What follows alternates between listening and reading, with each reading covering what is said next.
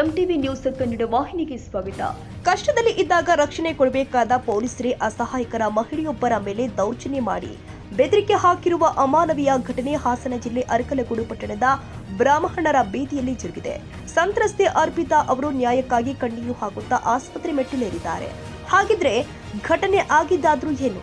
ಅರ್ಪಿತಾ ಅವರು 5 ವರ್ಷಗಳ ಹಿಂದೆ ಪ್ರೀತಿಸಿ ಮದುವೆಯಾಗಿದ್ರು. ಆದರೆ ಕಳೆದ 1 ವರ್ಷದಿಂದ ಪತಿ ಮತ್ತು ಮನೆಯವರು ಆಕೆಯನ್ನ ಸರಿಯಾಗಿ ನಡೆಸಿಕೊಳ್ತಾ ಇರಲಿಲ್ಲ ಎನ್ನಲಾಗ್ತಾ ಇದೆ. ಪತಿ ಮನೆಯಲ್ಲಿ ಇಲ್ಲದ ಸಮಯ ಸಾಧಿಸಿ ಅತ್ತೆ ಭಾಗ್ಯಮ್ಮ, ಅತ್ತೆಗೆ ಗೀತಾ, ನಾದಿನಿ ಜ್ಯೋತಿ ಹಾಗೂ ಬಾವ ಲೋಕೇಶ್ ಸೇರಿ ಅರ್ಪಿತಾ ವಾಸವಿದ್ದ ಮಹಡಿಯ ಮನೆಗೆ ಬೀಗ ಹಾಕಿ ಆಕೆಯನ್ನ ಮನೆಯಿಂದ ಹೊರಹಾಕಲು ಯತ್ನಿಸಿದ್ದಾರೆ. ಪೊಲೀಸರ ಉದ್ದಟತನ. ತನ್ನ ಮೇಲೆ ಹಲ್ಲೆ ನಡೆಯುತ್ತಿರುವಾಗ ರಕ್ಷಣೆ ಕೋರಿ ಅರ್ಪಿತಾ 112 ಸಹಾಯವಾಣಿಗೆ ಕರೆ ಮಾಡಿದ್ರು. ಆದರೆ ಸಮಯಕ್ಕೆ ಸರಿಯಾಗಿ ವಾಹನ ಬಂದಿಲ್ಲ. ಅನಿವಾರ್ಯವಾಗಿ ಪೊಲೀಸ್ ಠಾಣೆಗೆ ಕರೆ ಮಾಡಿದಾಗ ಸ್ಥಳಕ್ಕೆ ಬಂದ ಎಎಸ್ಐ ದೇವರಾಜ್ ಸಂತ್ರಸ್ತೆಗೆ ಸಾಂತ್ವನ ಹೇಳುವ ಬದಲು ಹಲ್ಲೆ ಮಾಡಿದವರ ಪರವಾಗಿ ನಿಂತಿದ್ದಾರೆ ಎನ್ನಲಾಗ್ತಾ ಇದೆ. ಅವಾಚ್ಯ ಶಬ್ದಗಳಿಂದ ನಿಂದನೆ. ಎಎಸ್ಐ ದೇವರಾಜ್ ಅವರು ಅರ್ಪಿತಾ ಅವರಿಗೆ ಅಸಭ್ಯ ಪದಗಳಿಂದ ನಿಂದಿಸಿ ಧಮಕಿ ಹಾಕಿರುವ ವಿಡಿಯೋ ಈಗ ಸಾಮಾಜಿಕ ಜಾಲತಾಣದಲ್ಲಿ ವೈರಲ್ ಆಗಿದೆ. ದೂರು ಸ್ವೀಕರಿಸಲು ನಿರಾಕರಣೆ.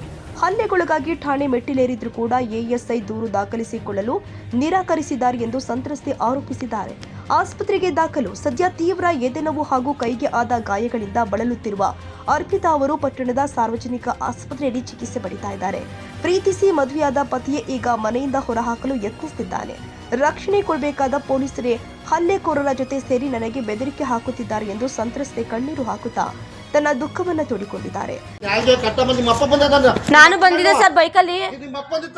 ನಾನು ಬಂದಿದ್ದೆ. ಈಗ ಅವರು ಹೊಡೆದು ಇದು ಮಾಡ್ತೀವಿ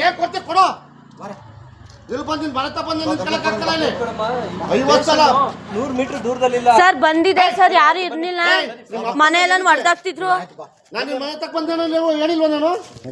ಆಸ್ಪತ್ರೆಗೆ ಹೋಗು ಕಂಪ್ಲೇಂಟ್ ಕೊಡು ಅಂತ ಹೇಳಿಲ್ವಾ? ಇವರು ಯಾವನಾರು ಹೆಂಗಸ್ರು ಅಕ್ಕೂರ್ ತಾಲೂಕು ಯಾವನಾರು ಹೆಂಗಸ್ರು ಅವ್ರ ನೀವಂತ ಬೇವರ್ಸಿಗಳೇ ಪದೇ ಪದೇ ಅಮ್ಮ ಮಾತಾಡಕ್ ಹೋಗ್ಬೇಡಿ.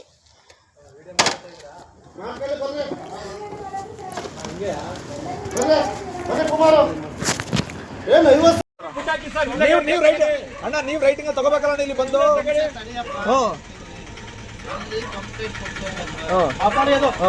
ಈಗ ಆಫ್ ಮಾಡೋಣ, ಹಿಂದೆ ಒಂದು ನಿಮಿಷ.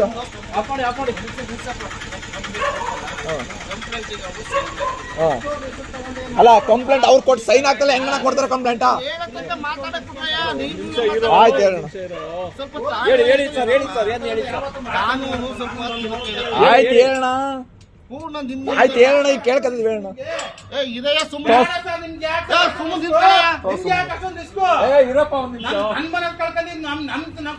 ಇದಕ್ಕಿಂತ ಮುಂಚೆ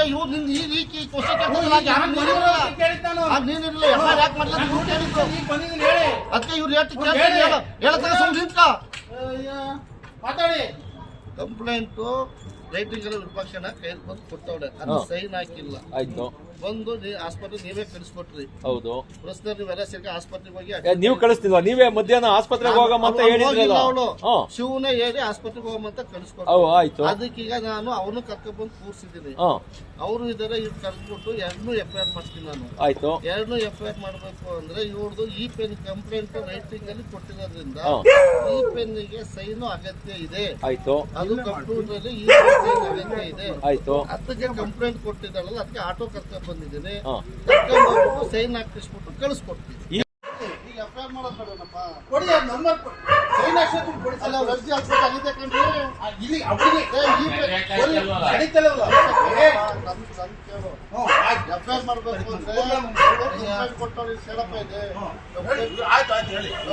ಕಂಪ್ಲೇಂಟ್ ಕೊಟ್ಟವ್ರೆ ಹೇಳ್ತಕ್ಕ ಕೇಳೋ ಮರ ಹೇಳಿ ಸರ್. ಕಂಪ್ಲೇಂಟ್ ಕೊಟ್ಟವ್ರೆ, ಕಂಪ್ಲೇಂಟ್ ಕೊಟ್ಟಿರ್ತೀವಿ, ಸೈನ್ ಬೇಕು.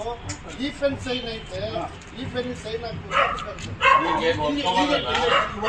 ಈ ಪೆನ್ ಅಲ್ಲಿ ತಪ್ಪು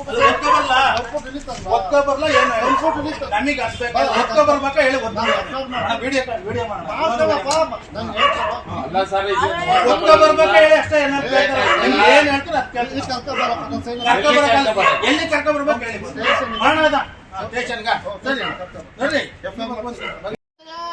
ವಿಡಿಯೋ ಮಾಡೋಣ ಹೇಳ್ತೀನಿ. ಹುಡುಗ ಹೇಳ್ತೀನಿ. ಇಲ್ಲ ನೋಡಿ ಸರ್, ನಿಮ್ ನಿಮ್ಗೆ ಏನಾದ್ರು ಮಾಡ್ಕೊಳ್ಳಿ, ನಿಮ್ಗೆ ಏನು ನಿಮ್ದು ಐತೆ ಕಾನೂನು ಐತೆ ಅದು ಮಾಡಿ.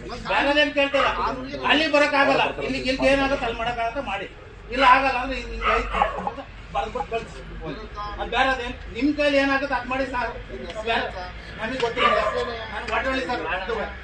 ಈಗ ಹುಡುಗಿಗೆ ಬೈಕಲ್ಲಿ ಮತ್ತೆ ವಾಪಸ್ ಕರ್ಕೊಂಡು ಬಂದು ಬಿಡ್ತೀರಾ? ನಾನು ಬೈಕ್ ಕೂರ್ಸಲ್ಲ, ಮತ್ತೆ ಇನ್ನೆಲ್ಲಿ ಯಾರು ಆಟೋದಲ್ಲಿ ನಾನು ಕಳಿಸ್ತೀನಿ, ಆಟೋದಲ್ಲಿ ಸೈನ್ ಹಾಕಿ ಆಟೋದಲ್ಲಿ ಎಲ್ಲಿ ಸ್ಟೇಷನ್ ನ್ಯಾಯ ಕೊಡಬೇಕಾದ ಕಾನೂನು ಪಾಲಕರೇ ಈ ರೀತಿ ವರ್ತಿಸಿರುವುದು ಸಾರ್ವಜನಿಕರ ಆಕ್ರೋಶಕ್ಕೆ ಕಾರಣವಾಗಿದೆ. ಈ ಕೂಡಲೇ ಉನ್ನತ ಪೊಲೀಸ್ ಅಧಿಕಾರಿಗಳು ಮಧ್ಯಪ್ರವೇಶಿಸಿ ಸಂತ್ರಸ್ತೆಗೆ ನ್ಯಾಯ ಒದಗಿಸಬೇಕು ಅಂತ ಸಾರ್ವಜನಿಕರು ಒತ್ತಾಯಿಸಿದ್ದಾರೆ.